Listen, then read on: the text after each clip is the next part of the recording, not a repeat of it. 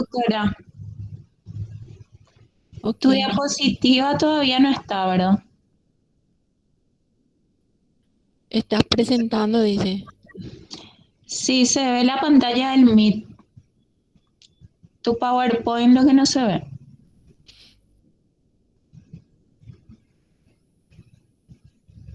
Bueno,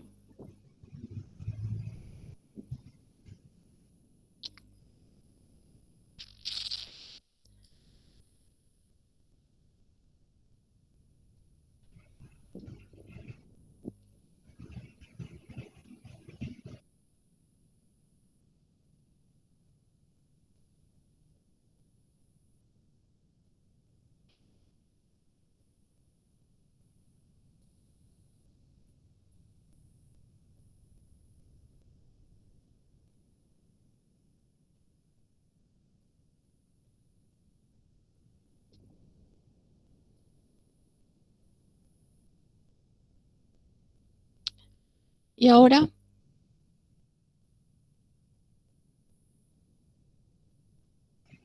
Ahora sí, Ahora, profe. ahora sí.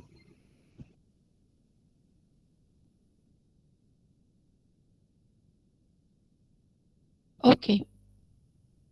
Bueno, buenos días para todos. ¿Cómo están ustedes? Vamos de la primera parte otra vez del hemograma. Vamos a tratar de hacerlo en forma dinámica para poder entender el proceso de cómo se realiza el hemograma. Recuerden ustedes que este es un análisis que es de vital importancia desde el punto de vista clínico, ya que es la primera llamada o la primera impresión que se puede tener en un paciente. Y generalmente este pedido se hace al inicio, durante el proceso de internación o de seguimiento, y siempre se hace este pedido a cualquier hora y en todas las edades. Este hemograma, por lo general, va el pedido juntamente con la proteína C reactiva y la eritrosedimentación globular, que son pedidos que se hacen por separado. Hemos conversado la vez pasada que necesitamos recolectar perfectamente el material. Para eso debemos tener presente que para el estudio del hemograma necesitamos utilizar anticoagulantes correctos, que en este caso es el etidén ditetraacético, que hace que quele el calcio e impidiendo la coagulación. El proceso de coagulación necesita del el componente calcio para poder activar los factores de coagulación y hace entonces que eso se obvie, ¿verdad? Pero tiene la propiedad, este anticoagulante, que no deforma ni altera a los elementos formes de la sangre.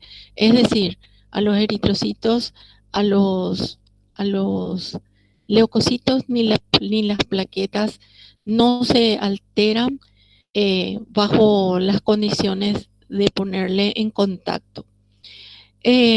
Universalmente, este anticoagulante actualmente ya lo tenemos en forma con tubos totalmente ya desechables. Anteriormente teníamos que cargar una relación para la relación con referente a la cantidad de sangre que íbamos a usar. Actualmente, por el tema de la automatización, utilizamos como máximo entre 1 a 2,5. 2,5 ml nos permite realizar repeticiones, hacer la eritrosedimentación en forma manual, tener más espacio, más cintura para poder realizar repeticiones por sobre todas las cosas. Pero en la actualidad sabemos que eso es complicado, entonces utilizamos para adultos tubos de 2 ml y en pediátricos utilizamos de 1 ml. Tienen una tapa, siempre el EDTA tiene tapa lila. Estas tapas, por ejemplo, son tapas de goma que nos permite inclusive clavar sin destapar el tubo, clavar directamente a la goma, ¿verdad? Entonces, introducir la sangre dentro de él. En el caso que tuviésemos a rosca, que también hay, estas, por ejemplo, tienen acá una entrada, ¿ven? Una entrada por donde también podemos clavar, porque esto es probablemente goma, ¿verdad? En el caso que sea totalmente de este material, que es un material resistente de plástico, antes de clavarle al paciente ya debemos sacar la tapa. ¿Por qué? Porque ese procedimiento lo tenemos que hacer lo más rápido posible, porque tenemos que inmediatamente, al ubicar la sangre dentro del tubo, invertir el tubo para homogenizarlo. Si es que demoramos en ese tránsito, podemos tener el problema de que puede coagular en la jeringa o puede haber microcoágulos dentro del tubo. En ese caso, es imposible realizar el análisis. Una vez que haya un pequeñísimo coágulo, ya las plaquetas se agregan y da un contagio totalmente diferente. Así es que tampoco, si es que se les coaguló por el camino, no pueden sacar el coágulo y traer la sangre. Eso es un atentado, ¿sí? Un atentado porque están atentando contra la vida del paciente, ya que si bien es cierto, nosotros vamos a revisar y no va a haber coágulo, los resultados van a ser diferentes. Bueno, habíamos conversado en la clase anterior que el hemograma se pide a toda hora dentro de un hospital, por ejemplo. Al ingreso de un paciente, lo primero que ustedes piden es esto. Pero tiene sus vericuetos, ¿verdad? Hay que tener en cuenta que no siempre el paciente está en condiciones fisiológicas o adquiridas que sean responsables de un buen resultado, ¿verdad? Por supuesto, cuando trabajamos en la urgencia, en la emergencia, obviamos esta parte, pero el médico tiene que saber esa parte, que el paciente vino de haber hecho un ejercicio, el paciente no está en ayunas, vino después de un almuerzo o una cena o lo que sea que ha realizado con una gran concentración rica en grasa y le ha dado un malestar que le llevó a consultar. Entonces, esas cosas sí pueden alterar al resultado. Se tiene que tener en cuenta esos pequeños detalles que por lo general al laboratorio no nos llega. No nos llega ¿por qué? Porque nosotros, en el caso de que esté en el internado, se va al técnico a sacar, pero nosotros casi no interactuamos con el paciente, solamente clavamos, ¿sí? Sin embargo, en un privado, por supuesto que eso se le pregunta. Bueno, siempre es importante hacer las preguntas adecuadas a los pacientes. ¿En qué condiciones vino? ¿Cuál fue su última ingesta de alimento o cuál fue su última ingesta de medicamentos? Es la técnica por el cual nosotros obtenemos la sangre, como habíamos dicho en la anterior clase, se denomina flebotomía. Es una técnica que nos permite extraer sangre, ¿sí? Y hay que tener en cuenta que no todas las personas pueden tener la misma configuración que dicen los libros. Y también hay que tener en cuenta que es diferente la forma de trabajar con un paciente pediátrico, que otra vez puede ser neonato, ¿verdad? Los pacientes geriátricos, los pacientes quemados, los pacientes edematizados, los pacientes que tienen una vía para diálisis o que han sido, ¿cómo se llama? Operados del seno, por ejemplo, ¿verdad?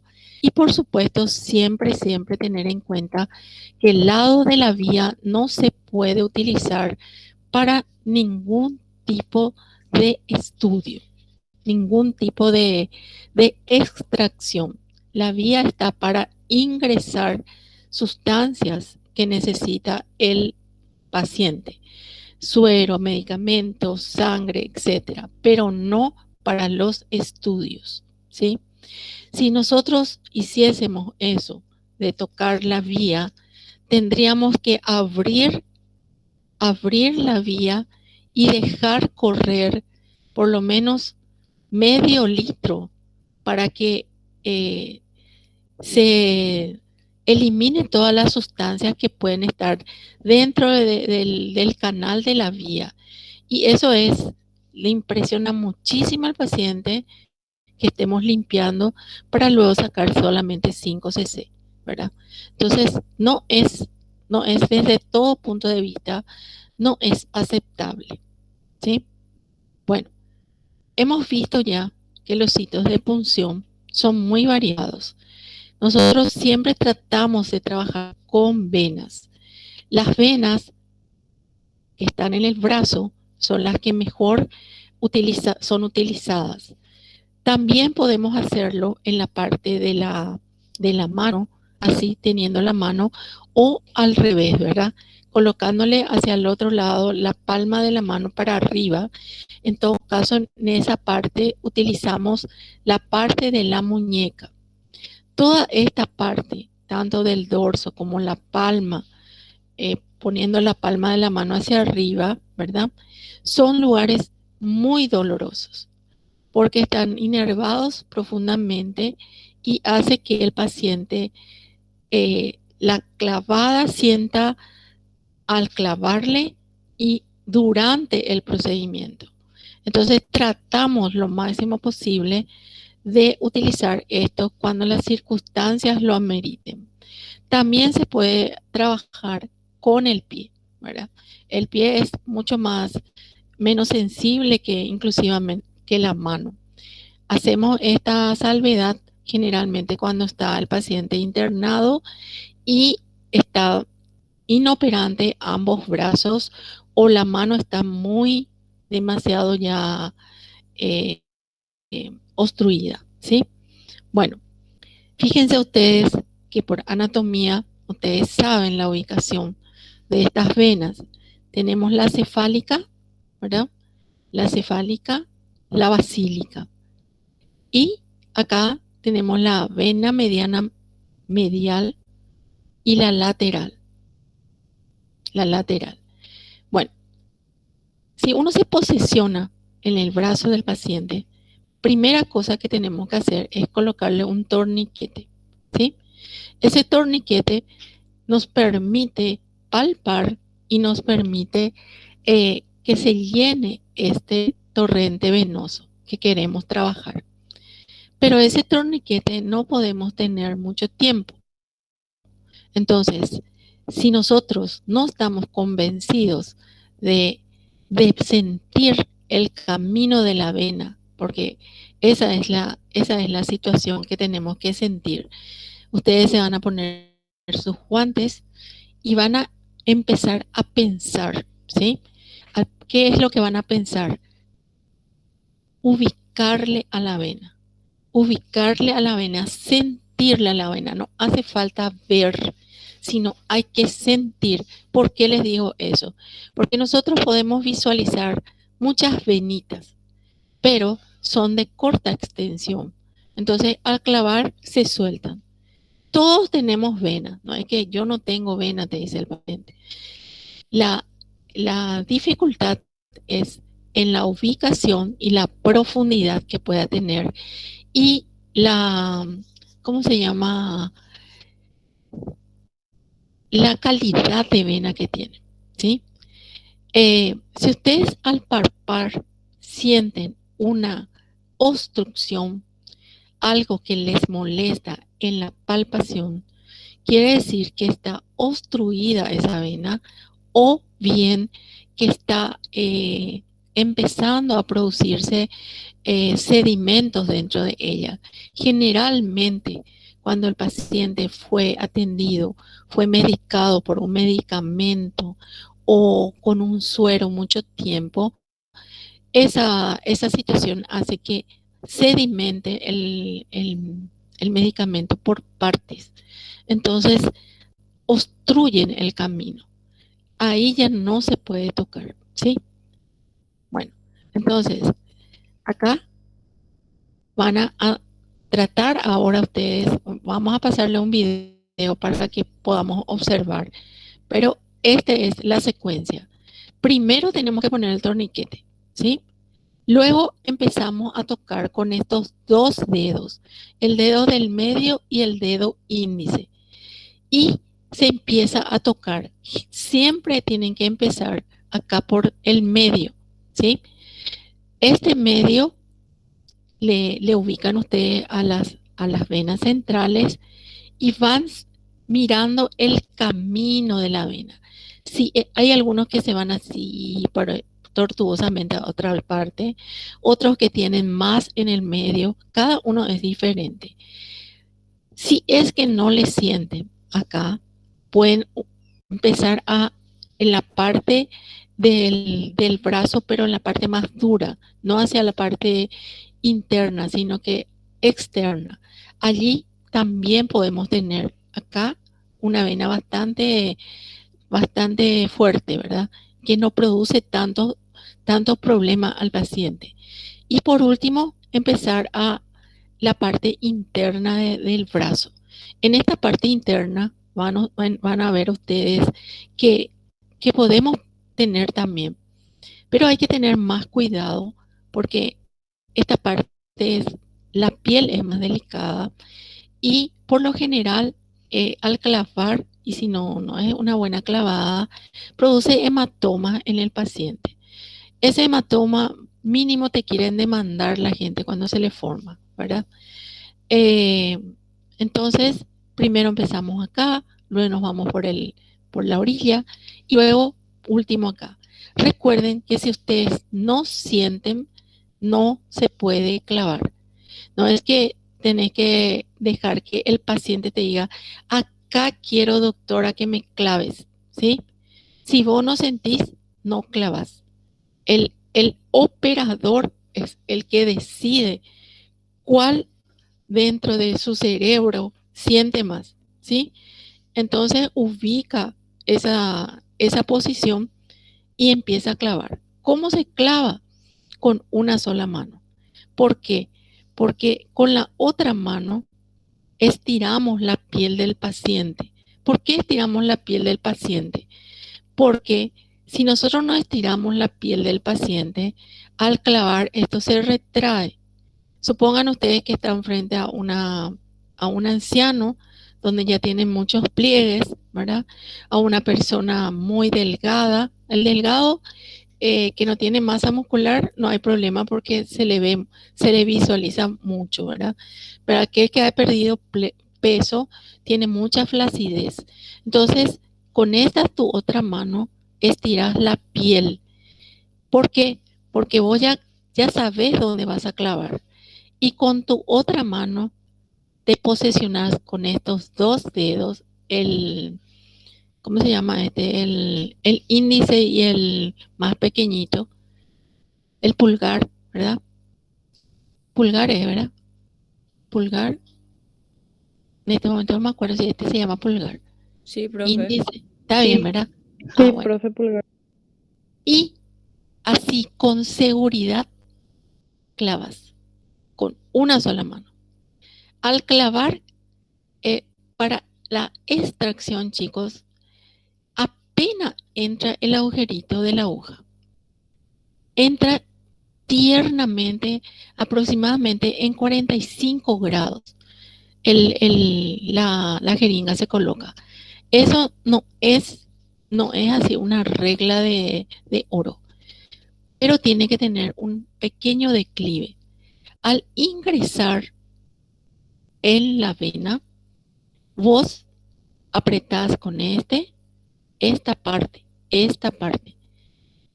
Y este que estaba estirando la piel hace el efecto de estirar el émbolo. ¿Por qué tenés que atajar este? Porque si vos no atajas, como entró, apenas entró, al estirar se va y sale y empieza a sangrar y se queda el famoso moretón. Entonces hay que presionar, pero esa presión debe ser suave, constante pero suave. ¿Por qué? Porque si vos le apretas mucho acá, le entra la aguja, le clava la aguja, ¿sí? Entonces apretás y conecta tu mano que vos estabas estirando la piel, estiras el émbolo, ¿sí? La jeringa se empieza a llenar. Una vez que se llene la jeringa, el volumen que vos querés sacar, con esta tu mano, con esta es tu mano que se mueve, sacás primeramente el torniquete, le pones encima la torunda y ahí estiras, ¿sí? Al estirar, el paciente puede doblar tiernamente el brazo o pedirle que ponga su dedo encima del tapón. ¿Para qué? Para que se produzca el agregado plaquetario y se cierra esa pequeña lesión. Una vez que suceda eso, se carga directamente en el tubo que ya estaba previamente rotulado, ¿sí? Y esa rotulación tiene que estar a la vista del paciente, a la vista del paciente. Tiene que saber el paciente que ya le pusiste su nombre. Inmediatamente al cargar, tenés que fijarte hasta cuánto vas a cargar, porque con los anticoagulantes hay que respetar la relación sangre-anticoagulante, ¿sí? Si era un tubo que no tenía anticoagulante, vos le puedes cargar lo que vos quieras, ¿sí? Una vez cargado, inmediatamente invertís el tubo para que el anticoagulante que está adosado por el tubo haga el efecto de quelar el calcio y no producir la coagulación. Una vez que termine eso, directamente eliminas en el Descartex tu aguja con tu jeringa, ¿sí? Nosotros en la cátedra le hacemos tirar así, tac, sin ponerle más el capuchón, ¿sí? En esta parte, al sacar la aguja y al eliminar es el problema de los accidentes, ¿sí? ¿Por qué? Porque vos al sacar el capuchón de la aguja, a veces lo haces de una manera brusca y te clavas, ¿sí? Si es una jeringa estéril, cero estrés. Pero si es luego de la punción, ya te causa un problema. Tienes que hacer sangrar tu lesión, lavarlo con mucho agua y sellar eso, irte al laboratorio a hacerte luego un examen generalmente de accidente de punción que consiste en el tema del VIH, ¿sí? Que es lo que más realmente la hepatitis también tendría que hacerse. Y de esa manera se lleva al laboratorio, ¿sí? Bueno, doctora Silvi. Sí, ahora presento. Bueno, vamos a ver, chicos, 3 alternativas que les voy a explicar otra vez. Lo que quiero que ahora hagan en sus casas, ustedes que están ahí, es tratar de ubicar las venas de ustedes, ¿sí? Traten de sentirle a su vena, traten de palpar. No hace falta ver, no hace falta ver. Tengo que salir, ¿verdad? Sí, doctora, estoy esperando. Tenés que dejar de presentar. Sí, un ratito.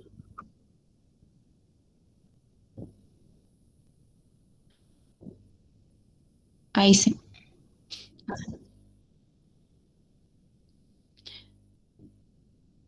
¿Tienen alguna pregunta hasta acá, chicos? ¿Algo que quieran que les explique antes de ver este video? ¿Mm? ¿Nada, nada? Bueno. No, profe. Bueno, están haciendo la palpación. Eso es lo que quiero que aprendan a sentir, ¿sí? Quiero que aprendan a sentir. Acuérdense que esa es la forma de trabajar, ¿sí? Para todas las punciones. Esta punción que vamos a hacer, que ustedes lo van a hacer en forma virtual, ¿verdad? Pero algún día en el año esperemos que podamos encontrarnos.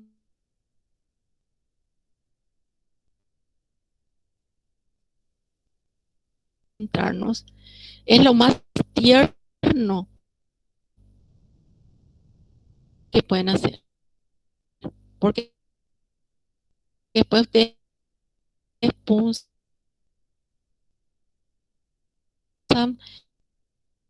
muchísimos órganos y ingresan también medicamentos, que es otra técnica. Una cosa es ingresar. No veo todavía. Bueno, este es, sacamos de una No video, se ve. de una presentación de... No, yo no. Ustedes ven, acá ya veo, pero no está corriendo.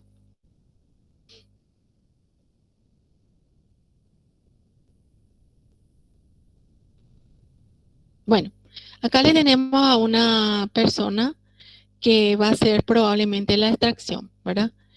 Se corre un poquito más, Silvi. Bueno, primera cosa que siempre hay que tener en cuenta es tener el equipo, ¿sí?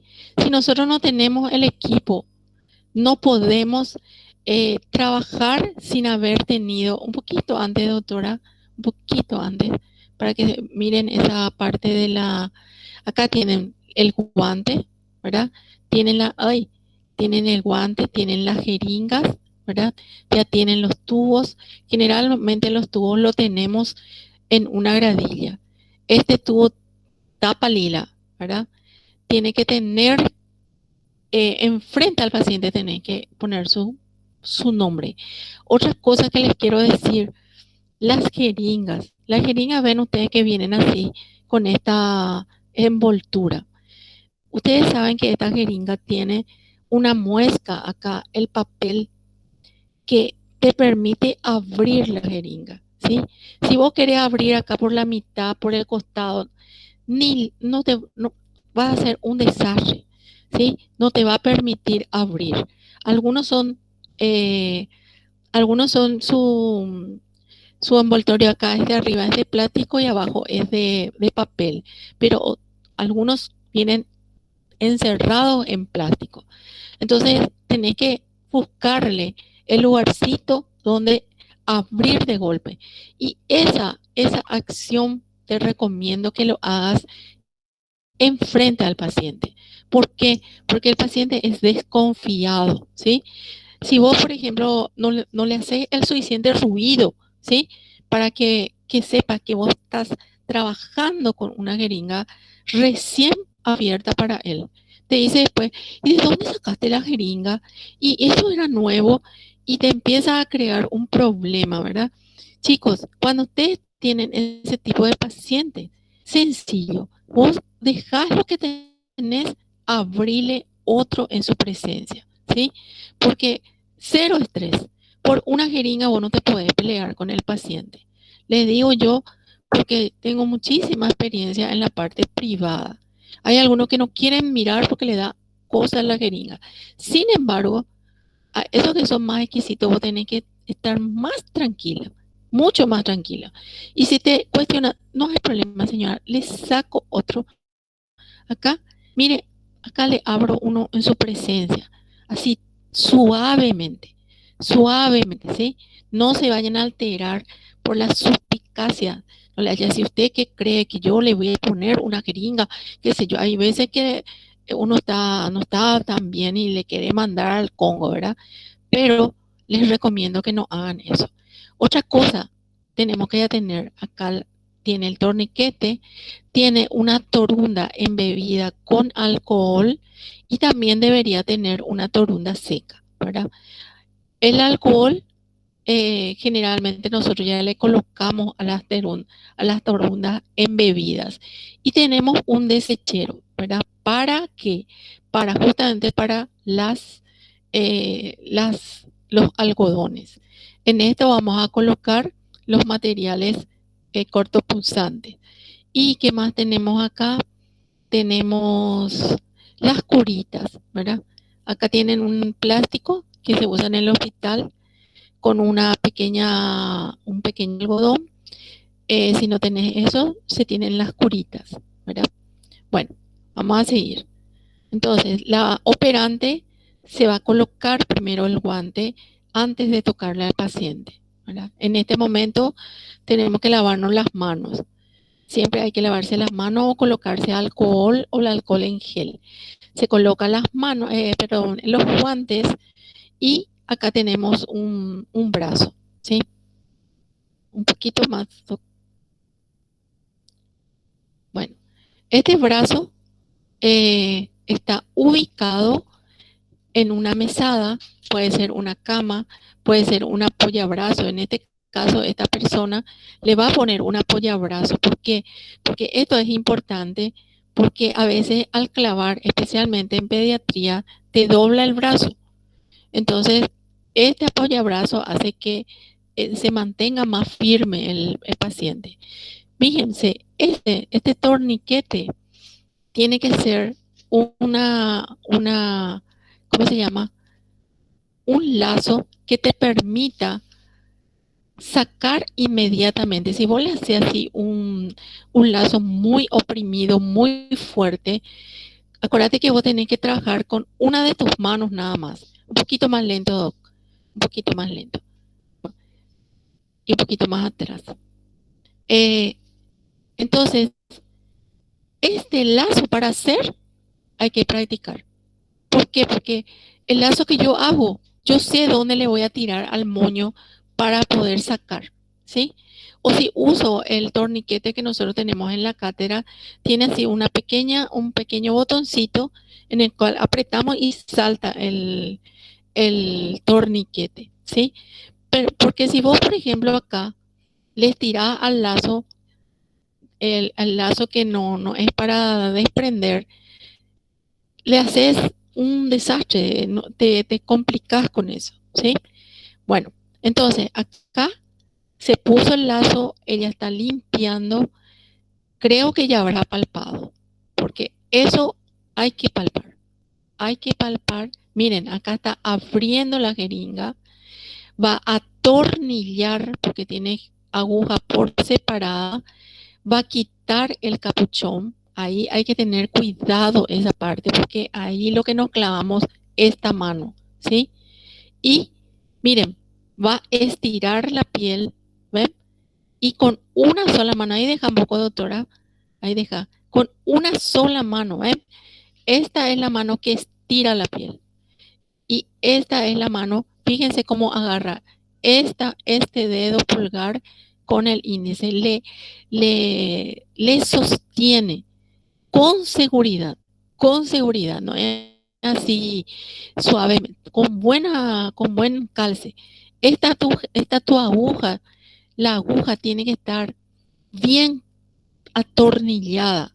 Si ustedes no atornillan bien, por acá entra el aire y empieza a salir la sangre por el lugarcito y no aspira la jeringa, ¿sí?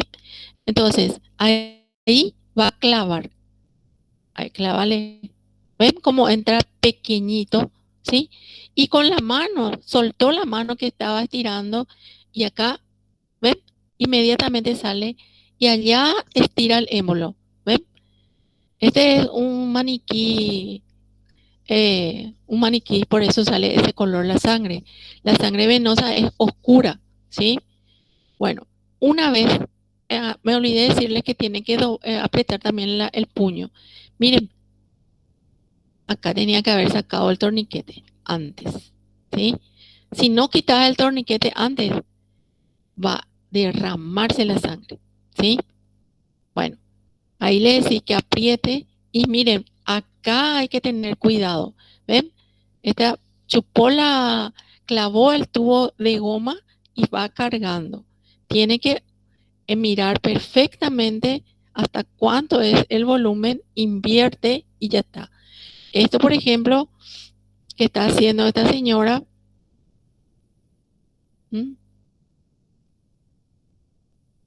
va introduciendo, en este caso cargó 2 tubos con EDTA, ¿sí? Hay que tener cuidado en estas situaciones. ¿Qué hizo? Bueno, eso ya nosotros le hacemos tirar directamente al descarte. Acá ella va a quitar primero esto y va a tirar el plástico en ¿cómo se llama? En una bolsa roja y solamente va a descargar la aguja. Nosotros utilizamos directamente ya la jeringa con la aguja en el Descartex, ¿sí? Bueno, ahí terminó esto. ¿Alguien tiene alguna pregunta acá? Se sacan los guantes y se elimina en la bolsa roja, ¿sí? ¿Alguien tiene una pregunta acá? ¿Quién quiere preguntar algo? Que no hay preguntas, profe. No hay pregunta. Bueno, el siguiente entonces. Podemos ver también la extracción de una sangre arterial. En la sangre arterial que ustedes, los internos, hacen, esto es totalmente diferente otra vez. Acá tienen una jeringa, que es la jeringa de insulina, la más finita, ¿sí? Pero esa jeringa debe estar embebida de heparina. ¿Por qué? Porque necesitamos sacar con anticoagulante y no se coloca el material en otro lugar, ¿sí? No es que tengamos un tubo para hacer gasometría, sino que la jeringa ya está embebida, ya tiene la jeringa el anticoagulante que es la heparina, ese frasquito chiquitito, se le hace ¿cómo se llama? Un pequeño baño a la jeringa y fíjense, acá está palpando y no tiene torniquete, ¿sí? Yo lo que quiero ahora que hagan ustedes es palparse. Miren cómo se palpa, con 3 dedos, ¿sí? ¿Por qué? Porque va a ser la radial. Miren cómo coloca sus dedos, porque le está sintiendo a qué cosa, le está sintiendo al pulso, ¿sí? La arteria tiene pulso, tiene latidos. Entonces, una vez que sienta el operante el latido, acuérdense que tiene al lado tiene también la vena. La vena no tiene latido, ¿sí? La vena es solamente el camino. Entonces, acá va a ser también se debe colocar el guante y va a traer su equipo.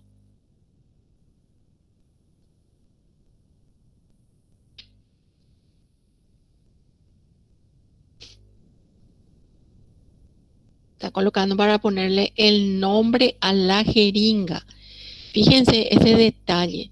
Nosotros no le aceptamos si esa jeringa no viene con el nombre del paciente. Acuérdense que para gasometría no hay tubo. Se lleva en la jeringa. Ahí está palpando. ¿Ven? Está palpando. En ningún momento le puso el torniquete. Y le limpia. Limpia. Y ahora va a abrir su jeringa. ¿Y cómo va a clavar? Miren cómo va a clavar.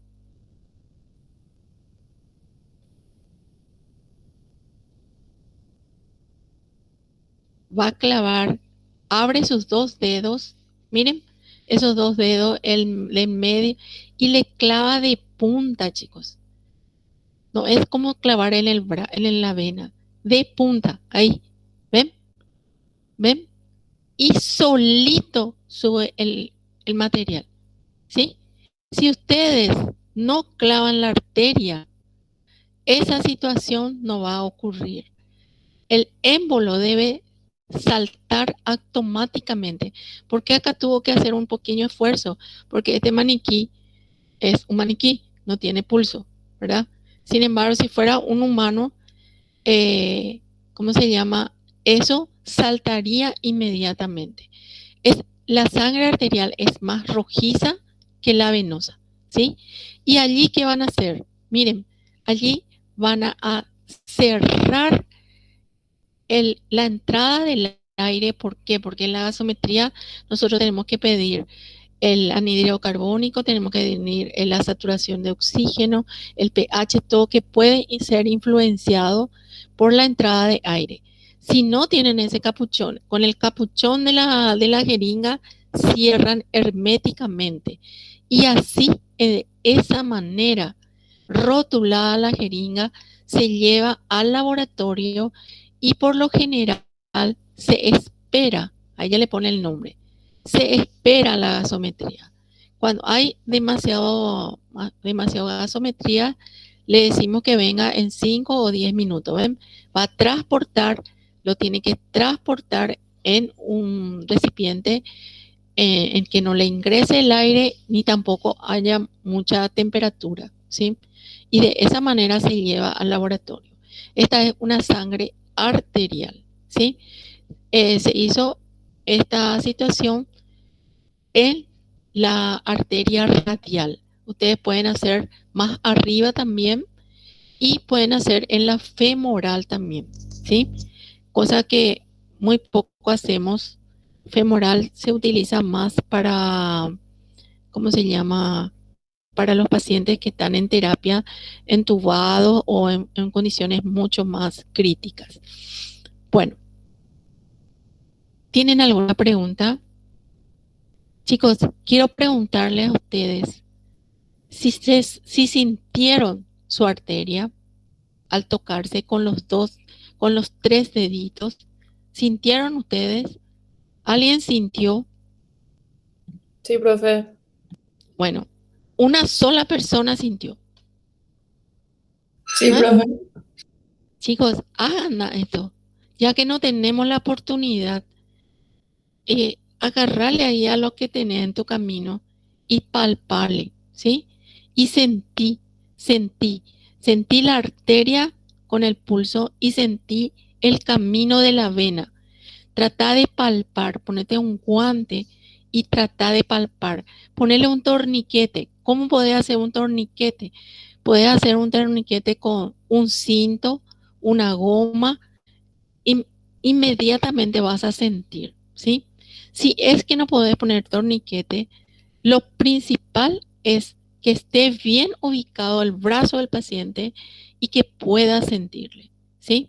Las personas que son obesas, las personas que son musculosas, esos que son los pesocas, ven que ellos tienen todo así la vena para así. Ustedes saben que en esas personas tenemos problemas. ¿Por qué? Porque esas personas que tienen muy a la vista y con una musculatura generalmente tienen contraído el brazo, los músculos. Entonces, en esas personas, chicos, tienen que tratar de palpar bien y estirar bien la piel.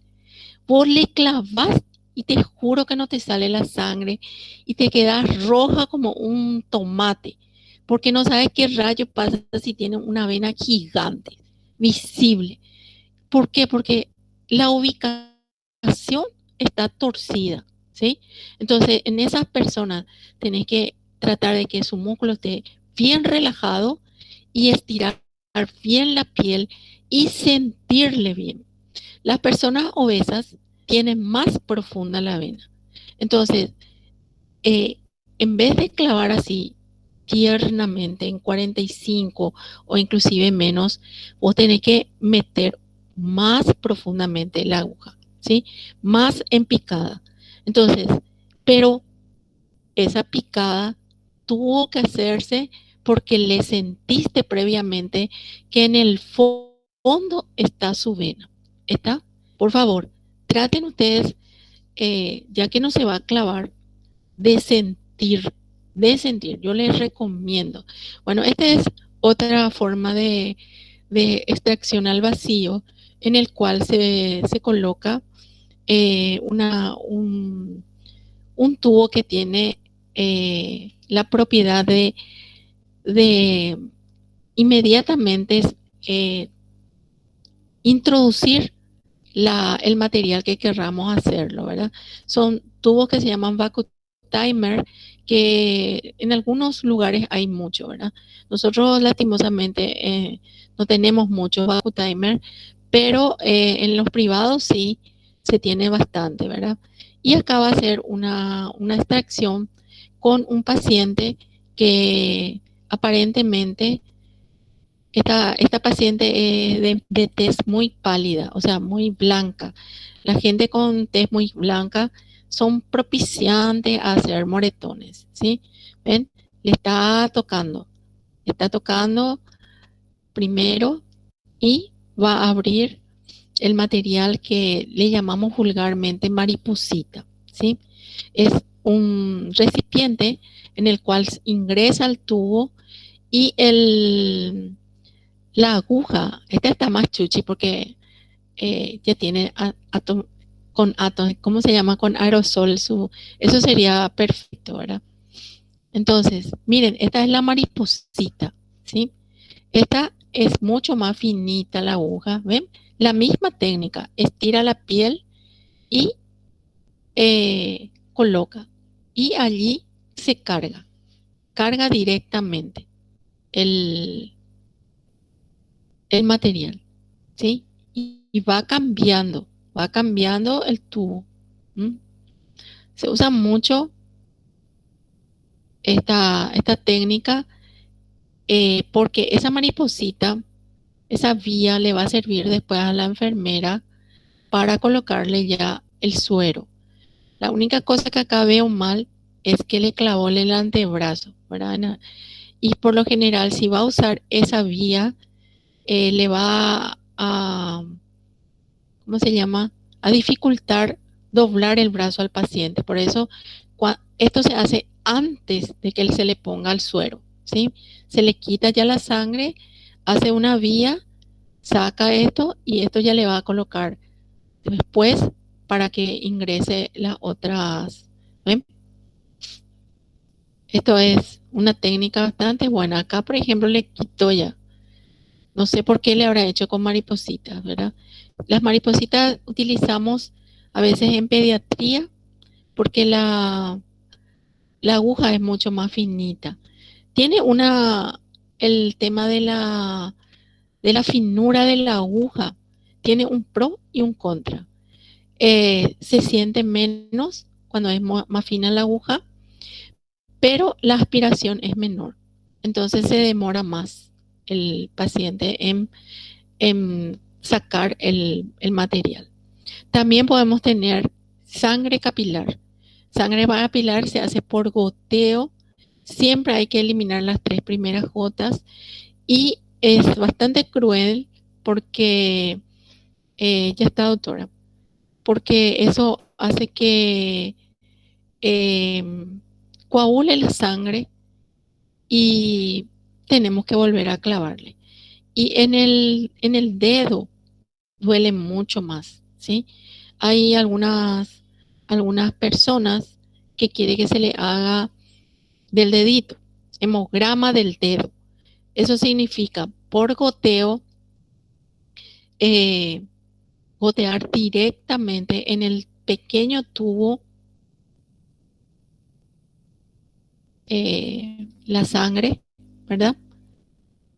Y Cuesta mucho más eso, pero hay gente que quiere esa situación. ¿Ven mi pantalla otra vez? ¿Ven? Sí se ve, doctora. Ok. Bueno. Chicos, lo que hicimos recién es sacar la muestra. Imagínense ustedes. Solamente ese proceso hicimos. Si nosotros estábamos en la facultad, íbamos a estar desde las 7:15 hasta las 8 haciendo esta extracción. Y ahora recién vamos a hacer el análisis, ¿sí? Ya tenemos nuestro tubo con EDTA, sangre total. ¿Cuáles eran los componentes del hemograma? El corazón del hemograma es la hemoglobina y el hematocrito, específicamente la hemoglobina. Por lo tanto, no podemos tener un hemograma sin hemoglobina, ¿sí? Entonces, vamos a hacer a través de este método que se llama desiametahemoglobina, vamos a hacer la reacción, que consiste en el siguiente proceso de combinar la hemoglobina que se encuentra dentro de los glóbulos rojos del paciente con el reactivo que contiene ferrocianuro de potasio. En una primera fase, esa combinación se transforma a metahemoglobina y luego otra vez reacciona con el cianuro de potasio. Todo esto lo tiene el reactivo y lo transforma hacia metahemoglobina, que se lee espectrofotométricamente en nuestro equipo y sabemos el valor que corresponde a la concentración de la hemoglobina del paciente. Entonces, este es el reactivo, ¿sí? Que tiene este colorcito, el color amarillo del ferrocianuro con el cianuro de potasio. Al mezclar con la sangre del paciente en una proporción perfecta, se convierte en cianmetahemoglobina y es proporcional el color a la concentración de la hemoglobina que tiene el paciente. Va a estar más oscuro si tiene mayor cantidad y menos si lo tiene menos cantidad. Para eso necesitamos tener, por supuesto, nuestra sangre ya anticoagulada con EDTA. El reactivo se llama de Dravkin, el que tiene el cianuro, ¿verdad? Y tenemos un patrón de hemoglobina que viene con el equipo, ¿verdad? Entonces, ¿qué necesitamos para eso? Necesitamos tener una pipeta automática con puntas desechables, necesitamos tener tubos de ensayo que estén contenidos en una gradilla. Acá tenemos la muestra y necesitamos también tener una pipeta para cargar el reactivo dentro del tubo.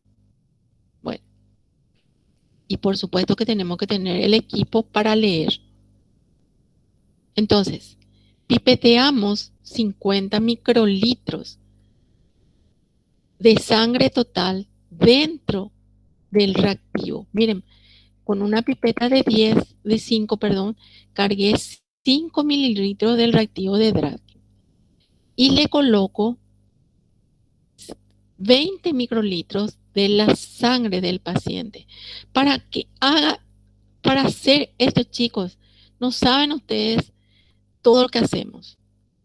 Le colocamos en nuestra pipeta automática los microlitros, colocamos la punta bien, metemos, primero se agarra el tubo del paciente, se le empieza a homogenizar vuelta y vuelta, ¿sí? Moviendo para que esté bien mezclado, y una vez que esté bien mezclado, alzamos perfectamente 20 microlitros, limpiamos la punta, ¿sí? Y luego, por último, lanzamos esa cantidad dentro del líquido. Si yo hago mal la toma de material de esos 20 microlitros, podemos cometer muchísimos errores, ¿sí? ¿Por qué? Porque le voy a dar una hemoglobina mayor o menor a la que tiene el paciente.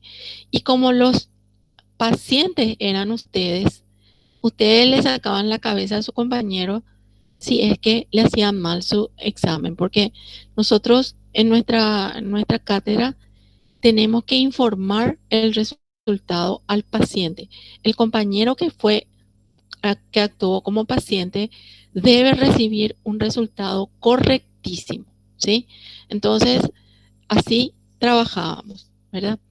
Bueno, entonces se homogeneiza por inversión una vez que hayamos mezclado y luego, ven, acá le tapamos con un film para poder homogeneizar otra vez. Se espera 5 minutos y leemos en el espectrofotómetro, ¿sí? Nuestro espectrofotómetro tiene que estar totalmente calibrado con un factor de corrección, con un blanco del reactivo, y fíjense ustedes las diferentes muestras que podemos tener que se colocan en cubetas específicas para este espectro, y en este visor sale la concentración en gramos por decilitros de la hemoglobina que tiene ese paciente, ¿sí? Bueno, el otro par es hacer el hematocrito, que es el porcentaje global de glóbulos rojos que tiene el paciente, ¿sí? Entonces, se puede hacer, por supuesto, automatizadamente. Ambas cosas se podían haber hecho, ¿verdad? Hematocrito, hemoglobina es un análisis de la urgencia, de la emergencia, cuando está sangrando, cuando está gravísimo el paciente y necesitan ustedes ese dato. Si tenemos automatizado, inmediatamente pueden esperar en la ventana y a los 5 minutos como máximo ya le entregamos el resultado. Pero si lo vamos a hacer manual, demoramos más, ¿verdad? Entonces, ¿qué vamos a hacer? Vamos a tener nuevamente estos elementos. Tenemos que tener la muestra de sangre, ¿verdad? Tenemos que tener tubos o capilares de microhematocrito. Tenemos que tener el equipo, que es la microcentrífuga. Tenemos que tener una plastilina y una tabla de lectura. Bueno, entonces, acá están los capilares, ¿sí? Los capilares son tubos que no contienen nada. En este caso, no contiene absolutamente nada, porque nosotros vamos a trabajar ya con sangre con anticoagulante, ¿sí? Son abiertos acá y abiertos acá. Entonces, ¿qué vamos a hacer? Invertimos nuevamente, homogenizamos la muestra y colocamos en forma horizontal e introducimos el capilar dentro del tubo. Una vez que eso suceda, por capilaridad, solito sube la sangre. Y hacemos aproximadamente 3/4 partes del capilar. Generalmente no alzamos hasta el último, ¿sí? Una vez que saquemos esto, si le pones de hacia arriba, se va a derramar. Entonces, con tu dedito, a ver, con este dedo índice, haces tapas con tu dedo acá, como tapas, ¿sí? Para que no se derrame. Este capilar que está acá está requete sucio. ¿Por qué? Porque le metiste dentro de tu tubo que tiene sangre. Con un papel absorbente tenés que limpiar tiernamente todo, hasta que esté sumamente limpio esto, ¿sí? Y luego le clavamos acá dentro de una plastilina específica que está enumerada. Si no tenés si estás allá, querés hacer un trabajo, podés llevar la plastilina que se utiliza en la escuela, ¿verdad?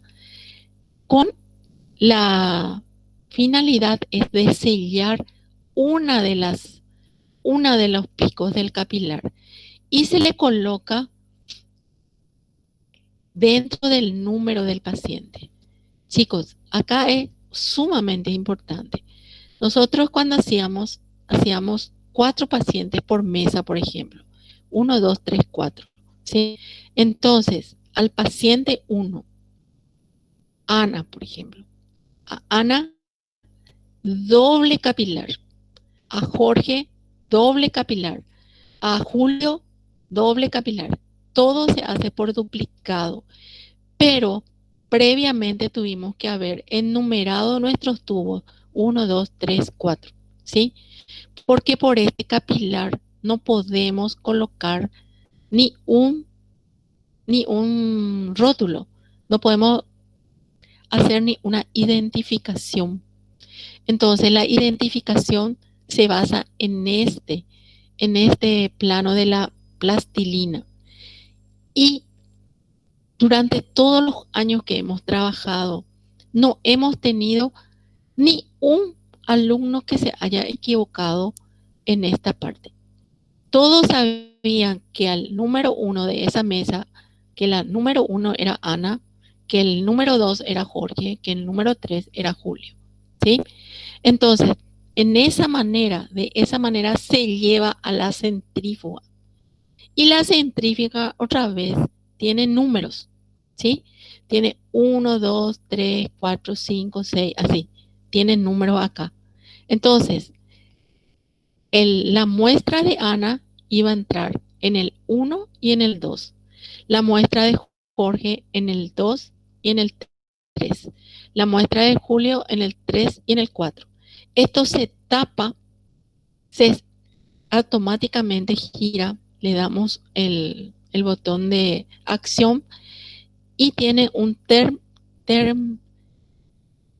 tiene un tiempo. No me sale la palabra, por eso no les digo. Automáticamente le ponemos 5 minutos y solito para la centrífuga.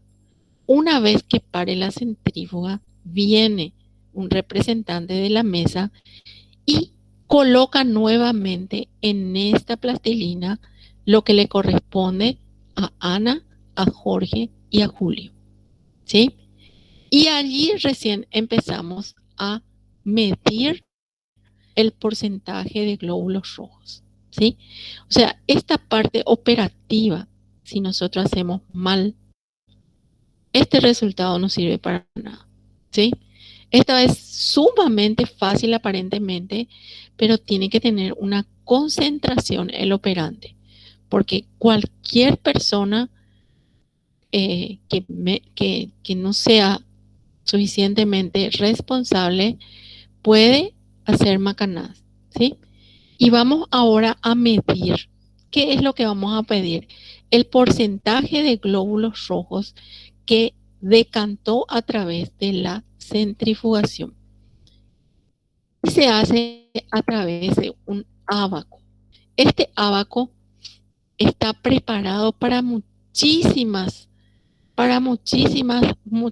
modelos de microhematocrito. ¿Qué es lo que nosotros vamos a hacer? Vamos a hacer coincidir. Acá este blanquito que tiene acá es nuestra plastilina. Acá el inicio, al empezar, vamos a hacer coincidir con el 0. Con el 0, ¿sí? Acá, con el 0 del ábaco. Y tu plasma, ¿por qué? Porque este que está acá arriba es el plasma. Tiene que coincidir con el 100% del ábaco. Entonces, vos tenés que ir buscando, girás, hasta que encuentres algo que sea perfecto.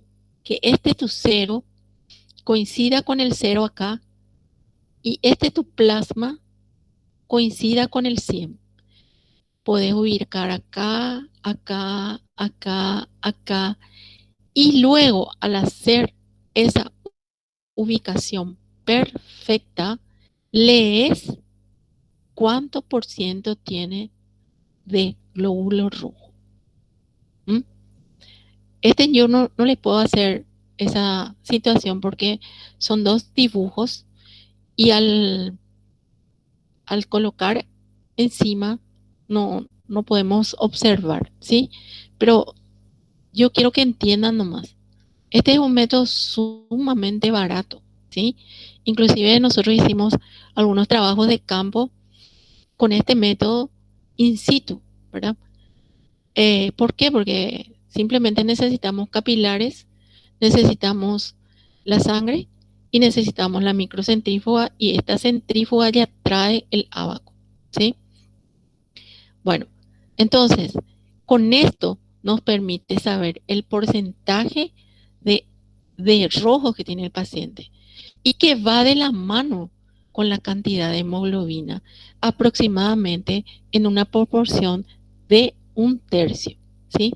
O sea, 40 si tiene, aproximadamente ese paciente tendría que tener 13,3, 13,4, 13,2 aproximadamente de hemoglobina, ¿sí? Eso es así, entre comillas.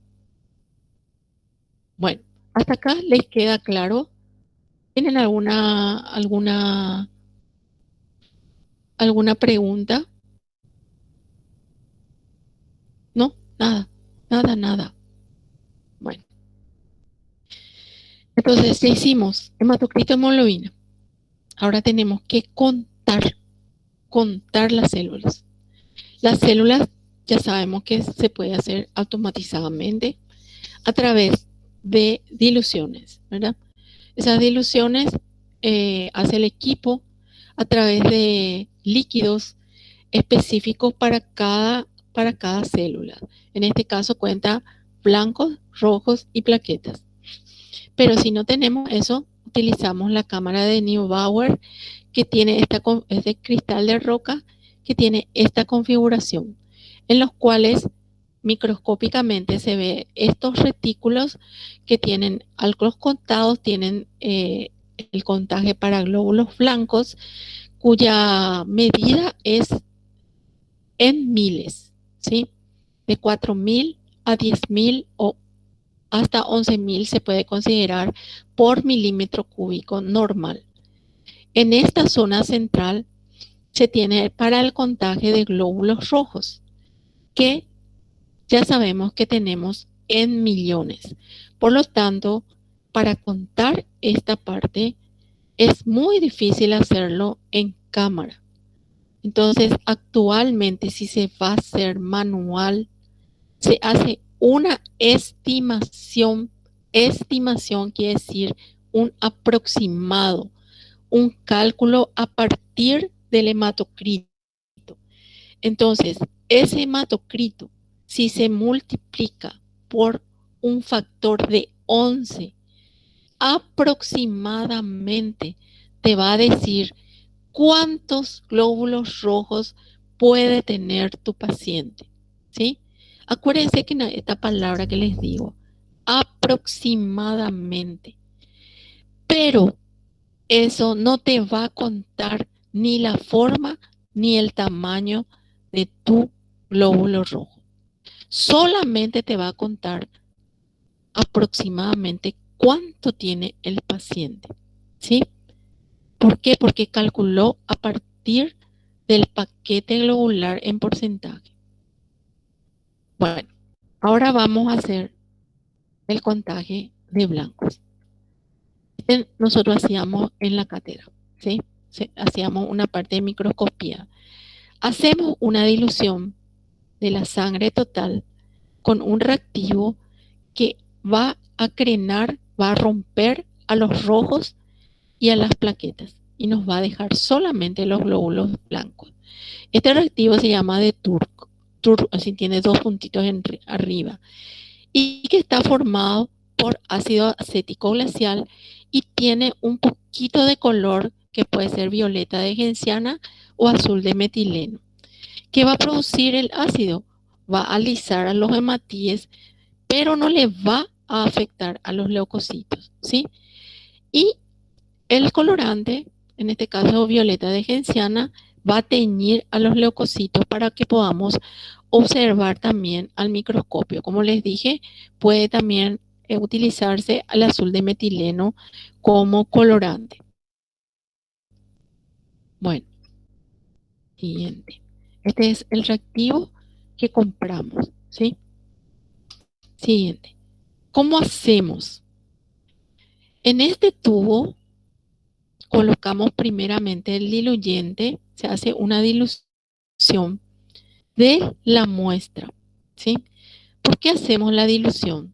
Porque si no hacemos la dilución, no vamos a poder visualizar, van a estar todas encimadas las células. Entonces, para hacer el contaje de blancos, tenemos que hacer una dilución 1 en 20, en una proporción 1 de sangre por 20 de la solución diluyente.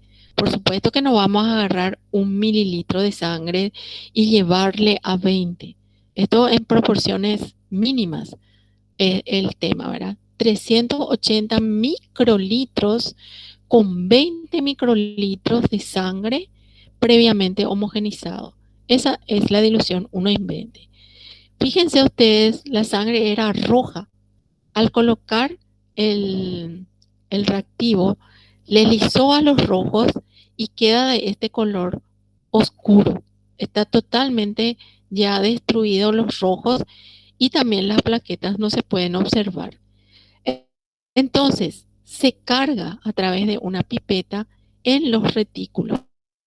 Acá le cargamos la muestra de Ana y acá podemos cargar la muestra de Jorge, porque está dividido este retículo, perfectamente está dividido. También podríamos hacerlo acá hacer blancos y acá hacer rojos. El único problema es que se seca muy rápido al microscopio, entonces tratamos de no hacer. Los rojos, les cuento ya que nosotros ya no utilizamos esta técnica. Una vez que tengamos esto, tenemos que enfocar el microscopio, que es todo un tema, ¿sí? Se enfoca con la lupa previamente y luego en 10 se empieza a ubicar. Y los ojos de ustedes tienen que estar en este cuadrante. Acuérdense que este era este modelo, así. Así primeramente vas a ver, completo. Y luego tenés que ubicar tu ocular en este cuadrante. Una vez que contemos todo, tiernamente cambias sin mover el macro, ¿verdad? Hacia el lado, en este caso hice de derecha a izquierda, ¿verdad? Vos puedes hacer donde quieras. Acá. Luego, contaste todo esto, te vas para acá. Y luego te vas para acá. Tenés que contar 4 cuadrantes. Bueno, ¿cómo vamos a hacer eso? Vamos a hacer acá. Entonces, miren cómo se ve. Así se ve la cámara. Ustedes van a decir, Dios mío, ¿qué me has hecho? ¿Verdad? No, no es tan difícil, ¿sí? Cuando uno se concentra, se empieza a trabajar de esta manera. Miren, se empieza a leer así, como si fuera un zigzag, ¿sí? Hasta llegar a este cuadrante. Y se hace de la siguiente forma. Se cuenta 1, 2, 3, 4, 5, 6, 7. Este que está afuera, ya no. 8, 9, 10. Si este le contaste acá, ya no vas a contar acá. 10, 11, 12, 13, 14, 15, 16, 17. Y podríamos contar este 18 también. Acá hay 18 leucocitos. Acá hay mucho más. Miren, 1, 2, 3, 4, 5, 6. Y no es que vos que contás este cuadrito y anotas, sino que te vas contando con tu mente. 1, 2, 3, 4, 5, 6, 7, 8, 9, 10. Nadie te tiene que hablar, nadie te tiene que ni siquiera tocar un pelito de tu cuerpo para concentrarte, ¿sí? Y como no son demasiados, porque son en miles, se cuenta rápidamente. Contaste todo pasas al A. Contaste todo el A, pasas al C. Contaste todo el C, contás al D. Y la sumatoria de los 4 tenés que tener por separado. Ahora bien, los cuadrantes deben ser proporcionales las lecturas. Por ejemplo, si yo conté 35 leucocitos, otra cosa, me tengo que ir utilizando el micro para ver si adentro está el núcleo, ¿sí? Acuérdense que los leucocitos son con núcleo, porque a veces entra una suciedad o está sucia la cámara y se ven manchas. Esas no son leucocitos. Entonces, al leer, vos vas subiendo y bajando la intensidad de la luz sin mover el, ¿cómo se llama? El enfoque, solamente la luz, ¿sí? Ustedes hicieron la práctica de histología o de biología, usaron el microscopio, ¿me pueden decir? Sí, profe. Bueno, entonces saben cómo usar, ¿verdad? Saben que tienen que mover para poder observar el micro nada más, ¿sí? Tiene que ser proporcional. Acá, por ejemplo, 35, 38, 32, 30. Son proporcionales, ninguno se pasó de la raya.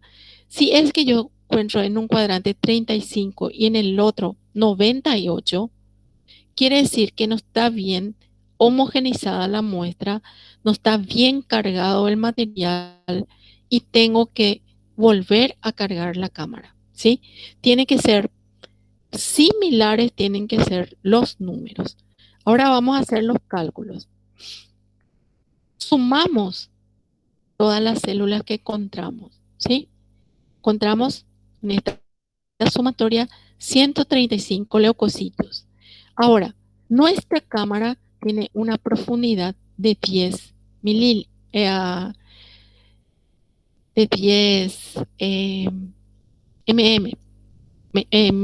cúbicos. Como le hicimos una dilución 1:20, la inversa de la dilución es 20. Si nosotros hacemos 10 por 20 dividido 4 por el número de cuadrantes contados y multiplicamos por el número de leucocitos, tenemos la cantidad de leucocitos que tiene el paciente. 10 por 20 dividido 4 es 50. Entonces, vos vas a contar cuánto tenés, multiplicás por 50 y tenés que este paciente tiene 6.750 leucocitos por milímetro cúbico. ¿Está? Bueno, no es tan complicado, chicos, ¿sí? No es tan complicado.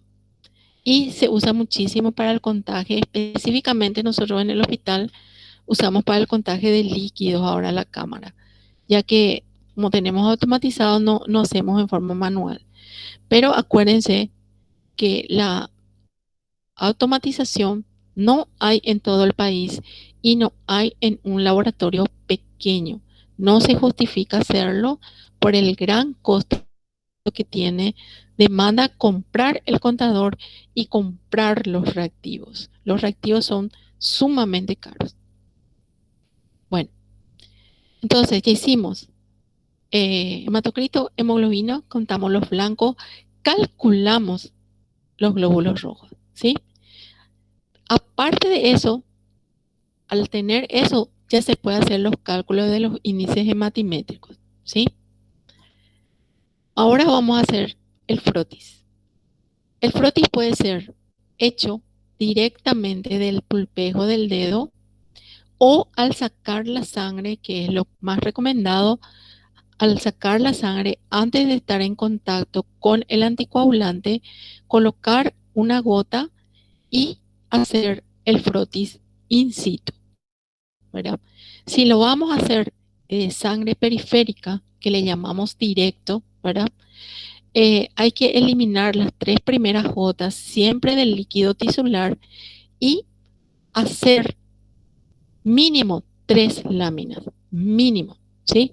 ¿Por qué? Porque los frotis son muy delicados para hacer y como ya no tenemos posibilidad de volver a repetir, debemos de tener la posibilidad de tener otros frotis a fin de estudiarlos.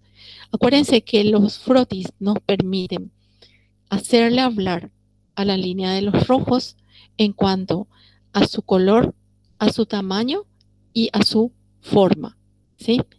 La línea blanca nos permite saber cada uno de los blancos que tenemos de acuerdo a sus núcleos, y también podemos contar la parte de plaquetas. Todo esto podemos hacer a través. Lo que no podemos hacer, y no se hagan de los chistosos cuando llaman a pedir, ¿por qué si yo pedí frotis de sangre periférica no tengo hemoglobina ni hematocrito? No se tiene porque en el vidrio no tenemos en forma líquida la sangre y necesitamos hacer la reacción, necesitamos hacer la centrifugación. No me vayan a pedir esas macanadas, ¿sí? Porque ahí lo que me enojo yo cuando me vienen con esas macanadas. ¿Cómo se hace? Esta es una técnica, chicos. Esta es una técnica que solamente con la técnica puedes lograr. Lastimosamente no hay mi tía, ¿sí?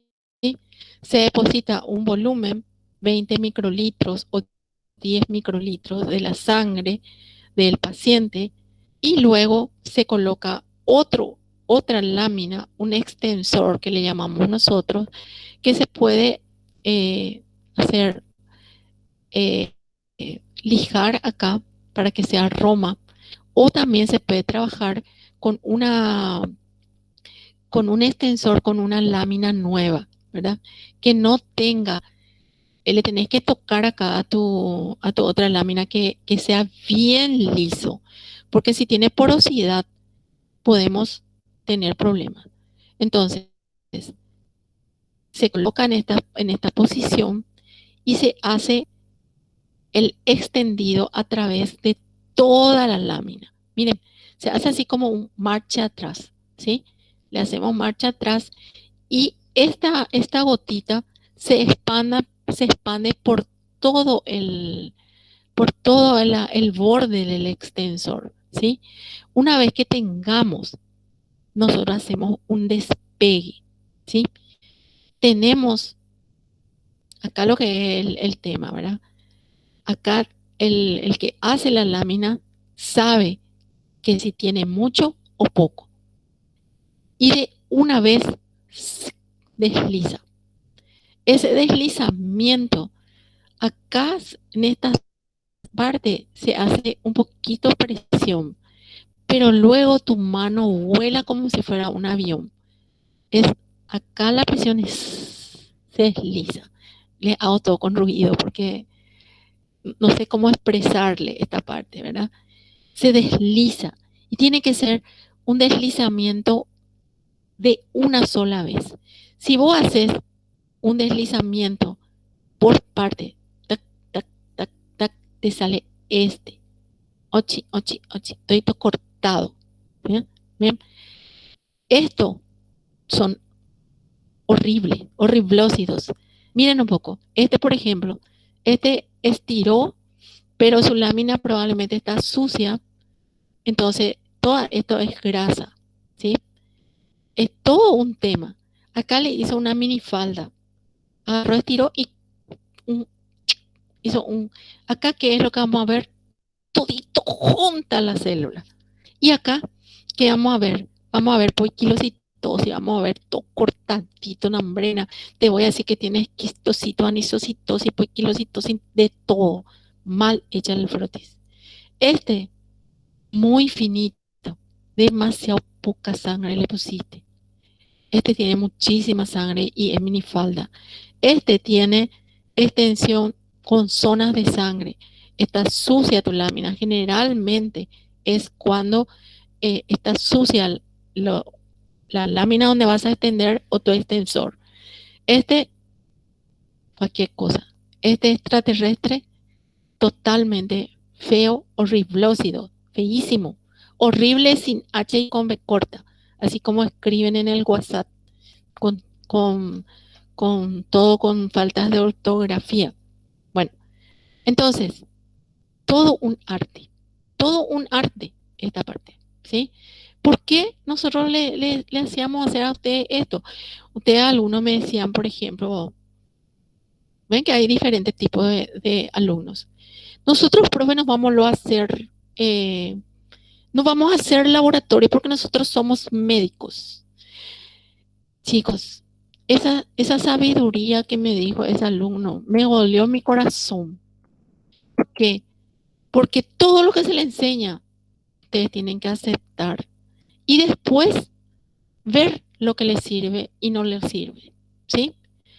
En un momento, ustedes pueden estar haciendo una punción de hígado y les dice el patólogo, haceme una extensión. Las extensiones son los frotis. Si vos no sabes hacer frotis in situ, tenés que sacar, enviar, y a lo mejor no tiene la misma importancia. Todo lo que la persona te quiere enseñar, acepten, chicos, ¿sí?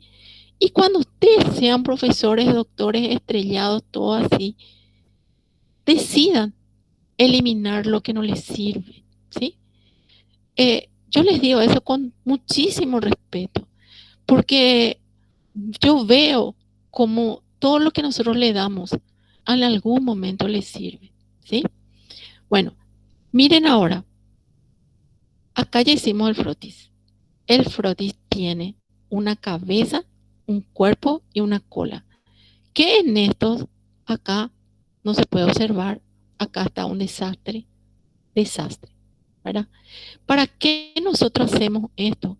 Porque tenemos que mirar al microscopio y tenemos que colocar el microscopio adecuadamente, la lámina coloreada. ¿Y cuál es la zona ideal? La zona ideal está dentro del cuerpo y la cola. En esta zona, tenés que colocar al microscopio para ver la distribución perfecta específicamente de los leucocitos. Si vos te vas acá, tenés solamente una población. Si te vas para acá, tenés totalmente esparcidos. Entonces, tiene un fundamento el hacer bien el frotis, en que no sea grueso, que no sea fino, que no sea colí, que no sea todas esas cosas que les dije.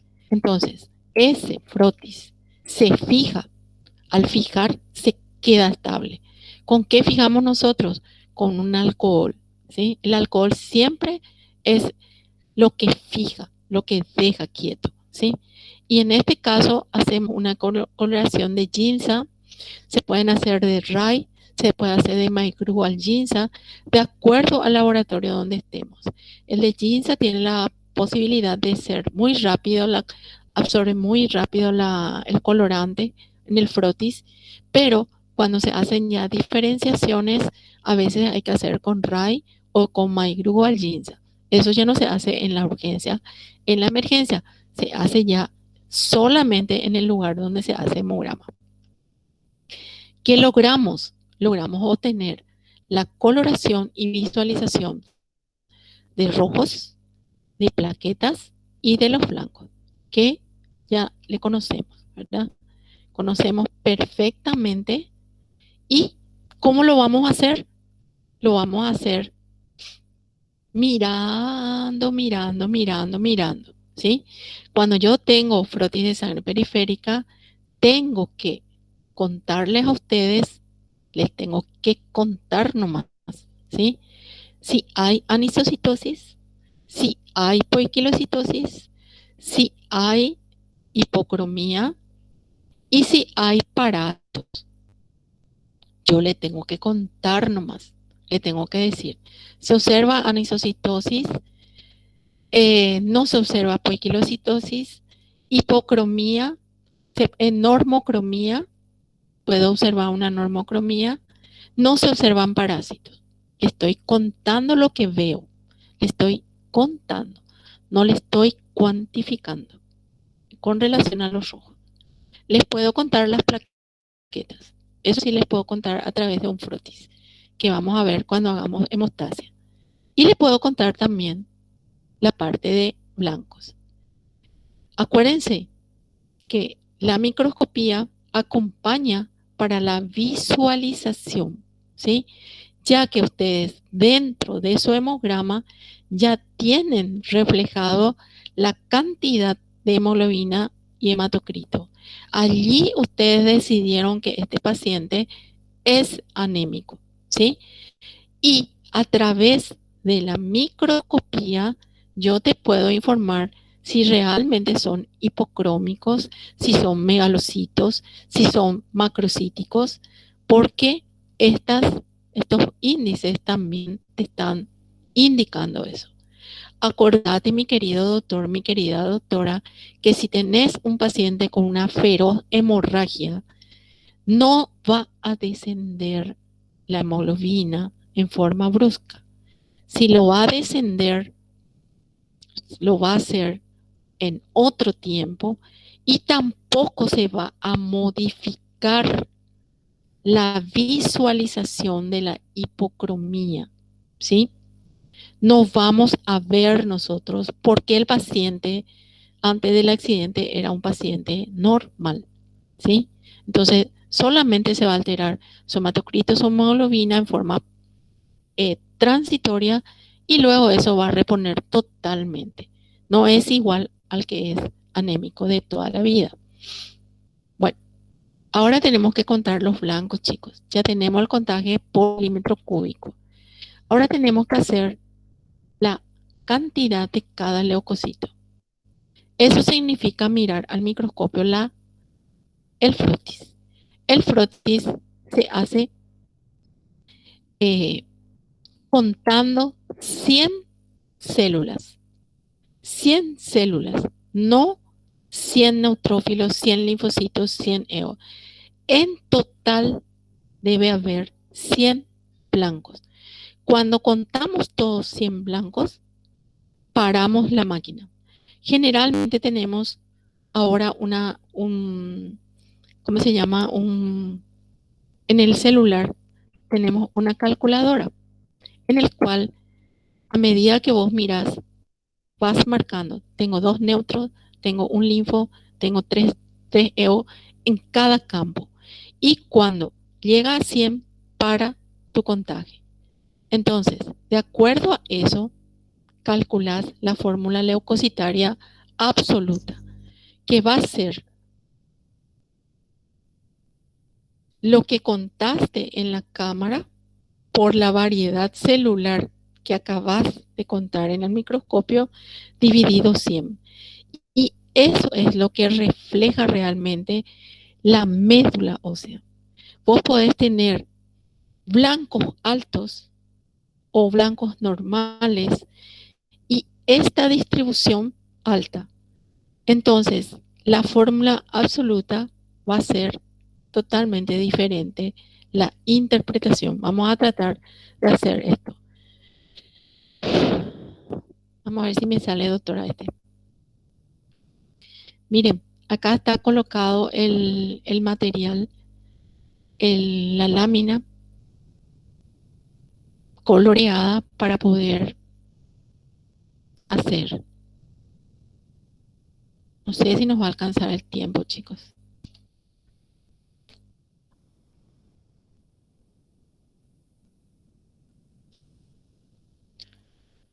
Bueno.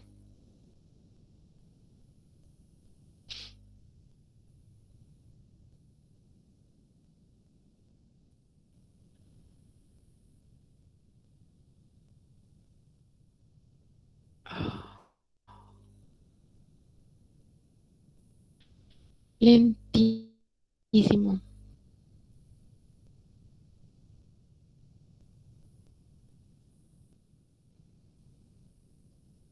Les quería mostrar la cámara, cómo se cuenta, pero está demasiado lenta.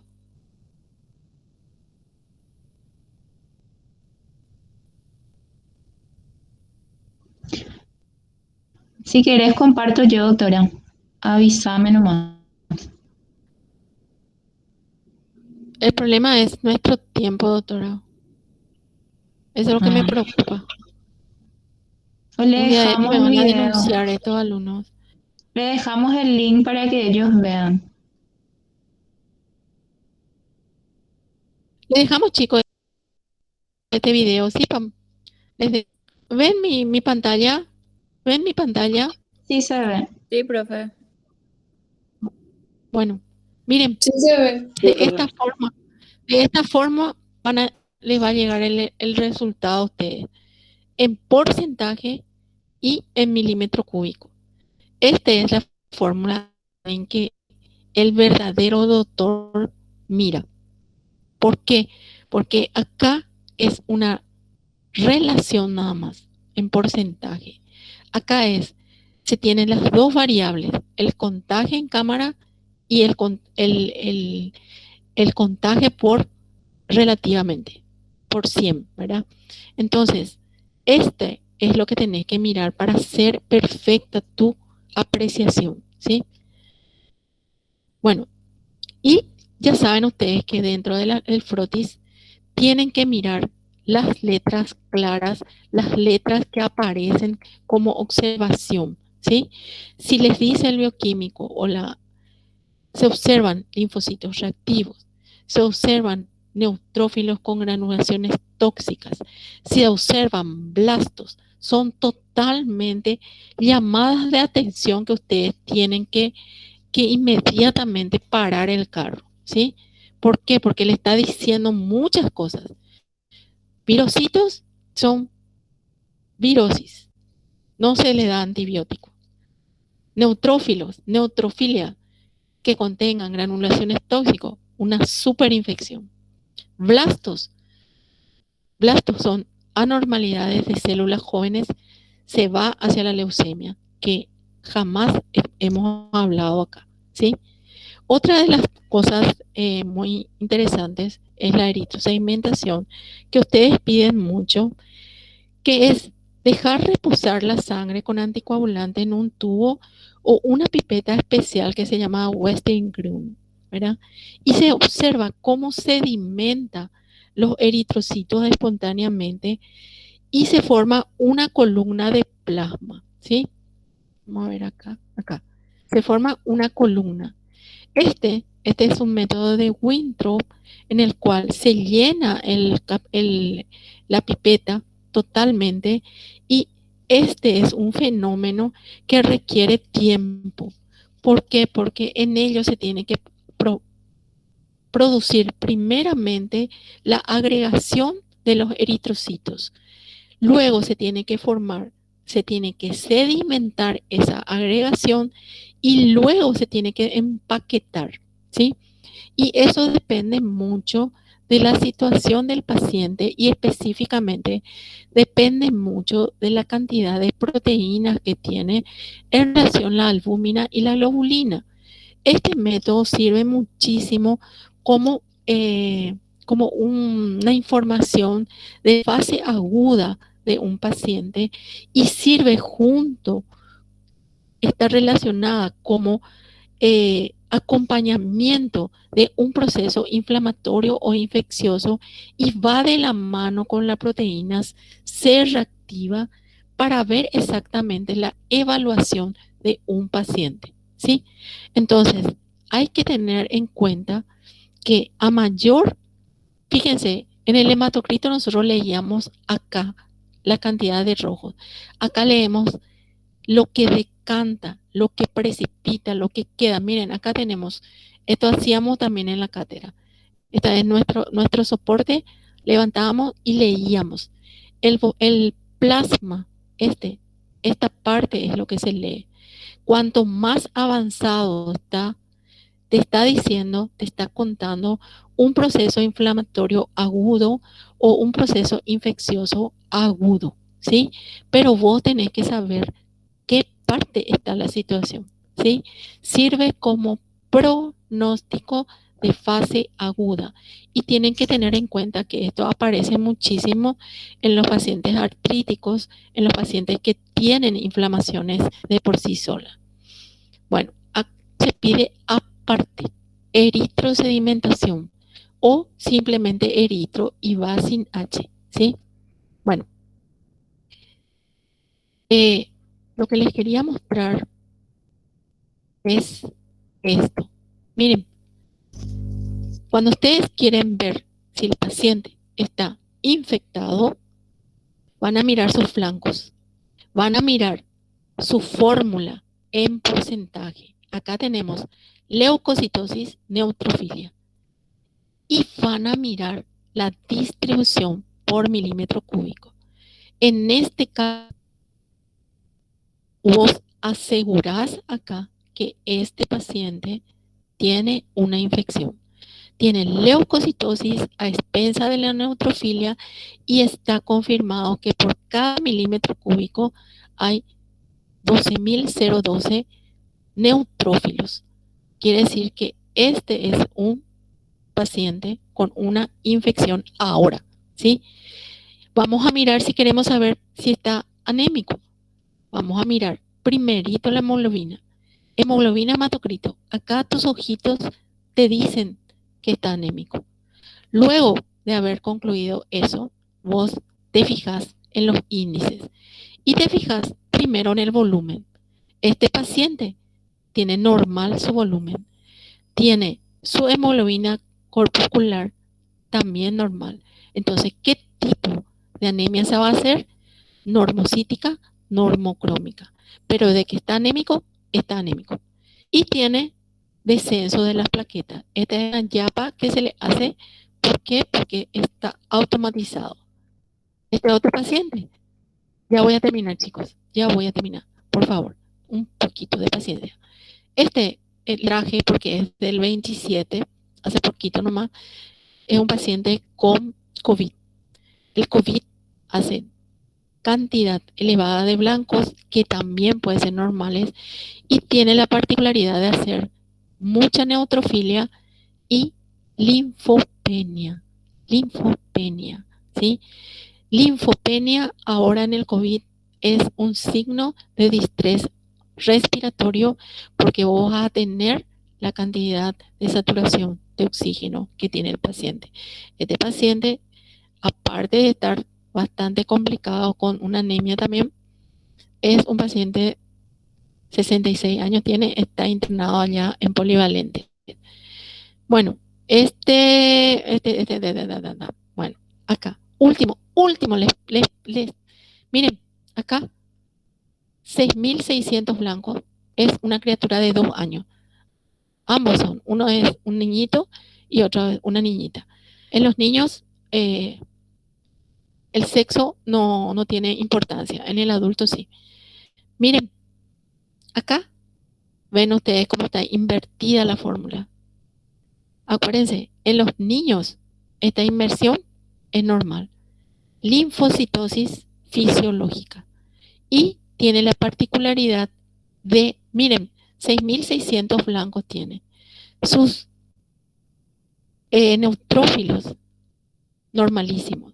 Esto es normal. Este niñito no está con ninguna infección. Ahora, miramos su flanco, sus rojos. Este niñito está anémico. Dijimos que en los niños tenemos que tener 11,5 mínimo, según la OMS, para considerar anemia. Este tiene 7,6 y tiene 2 años. Anemia. Miren, si la mamá mira sus glóbulos rojos, 4.730.000 tiene. Cañón está mi hijo, va a decir, ¿verdad? Sin embargo, es una anemia microcítica. Miren, 75 es lo mínimo que puede tener una criatura, ¿sí? Este niñito, miren, tiene anisocitosis, tiene la amplitud de distribución eritrocitaria elevadísimo. Este niñito tiene que irse al hematólogo, tiene que seguir un tratamiento para su anemia, puede ser que esté parasitado, desnutrido, cualquier cosa. Este no le puede mandar a su casa alegremente. Si no es la que firmo esto, le voy a poner favor consultar con hematólogo. ¿Por qué? Porque a veces no se van al médico. Esta niñita, acá tiene neutrofilia. Este 74, ya con este 8.800, miren cuando se fue, sus neutrófilos están otra vez normales. Pero llama la atención que tenga neutrofilia. Tenemos que mirar su proteína C reactiva también.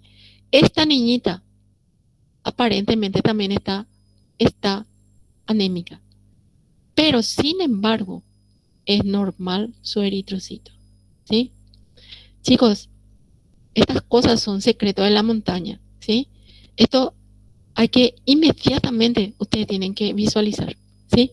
La próxima clase me traen resultados suyos y van a empezar a hablar. Yo me voy a callar y ustedes van a hablar. ¿Está? Que pasen bien. Nos vemos el lunes en el examen, si Dios quiere. Gracias, profe. Gracias, profe. Dale, Gracias, dale. profe.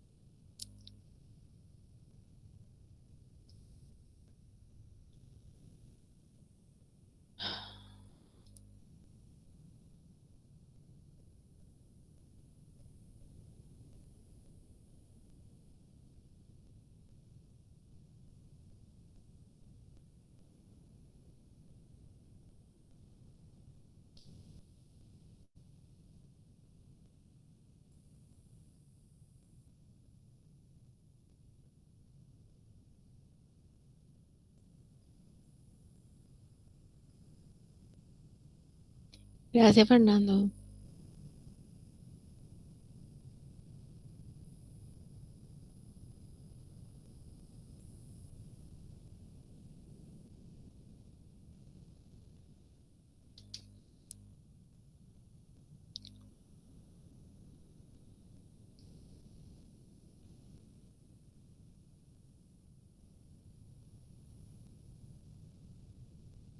Nos vemos, Silvia.